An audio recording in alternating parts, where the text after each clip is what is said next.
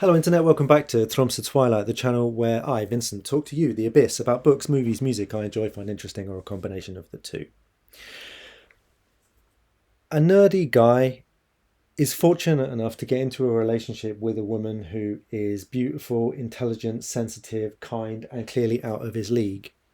Once their relationship's established, some information about her past comes to light, which changes his view of her, his perspective upon her, his image of her as a woman.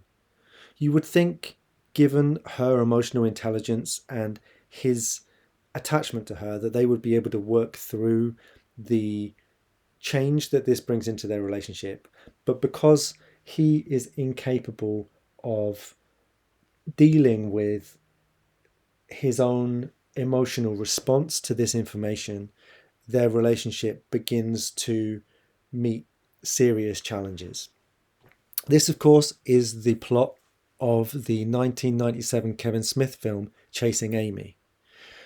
And Kevin Smith, being an enormous hack, made a film about this concept that is pretty misogynistic.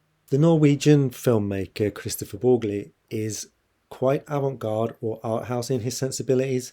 He makes movies that might remind you of the Dogma films of the 90s, particularly Thomas Vinterberg's films like Festen, for example. He's also very interested in how kind of the weaknesses and emotional flaws of individuals play out in heterosexual relationships. So his most recent three films, starting with Syk Pike, all kind of explore how people, because of their own neuroses, can be incapable of sustaining relationships. Syk Pike, which in English I think was translated as Sick of Myself, is a super brutal, cynical comedy. Dark black comedy. I laughed all the way through that film in the cinema and came out feeling dirty.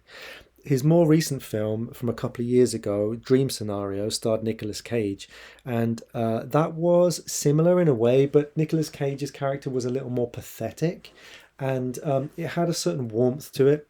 His new movie, the drama, stars Zendaya and Robert Pattinson. Robert Pattinson is this kind of nerdy curator guy who, at the beginning of the film, you see approaching Zendaya.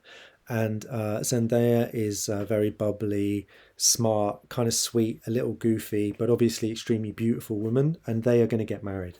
What happens is that some information about her past comes to light, as I mentioned. I'm not going to talk more about it because it will be a spoiler for the film. But the film basically looks at how he can't move on from discovering something about her teenage years. Pattinson is great as he ever is. He plays an English character in this film.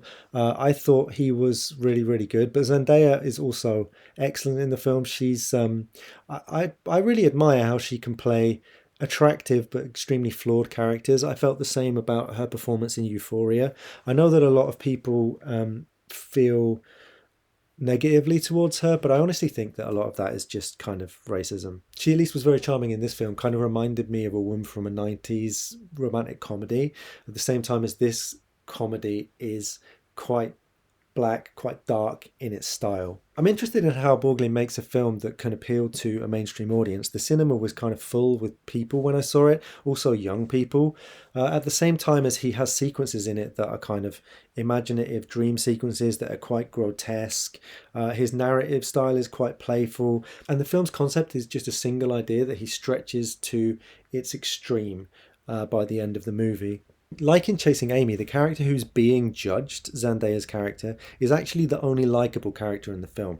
The other people in this film are total assholes. Like, Pattinson's character is just flawed, but his friends are legitimately terrible. A lot of the comedy of the film comes from how weak his personality is and how venal his friends are. And this kind of snowballs. I really liked a supporting character called Misha, who he works with. If you've seen the film, I think their interaction was my favourite part of the film. I really found that very funny. I actually wanted Zendaya's character Emma to just leave the entire scenario because she was too good for the people around her. But the whole point of the film is that she really doesn't know that. So yeah, to me, this movie was better than Dream Scenario. It was more coherent. It was more kind of self-contained. It wasn't trying as hard, although it wasn't kind of as imaginative. It was more successful. I still love Syk Pike, Sick of Myself the best because that one is just so extremely uncompromising. And if you've never seen it but you enjoyed the drama, I strongly recommend it. You'll have to read subtitles if you don't know Norwegian, but it's really honestly worth it. So that's just my short review of this film. I can't say much more about it because of spoilers, and I really would recommend you to watch it. So if you have seen it, let me know what you thought about it, and I'll be back again soon to talk about something else.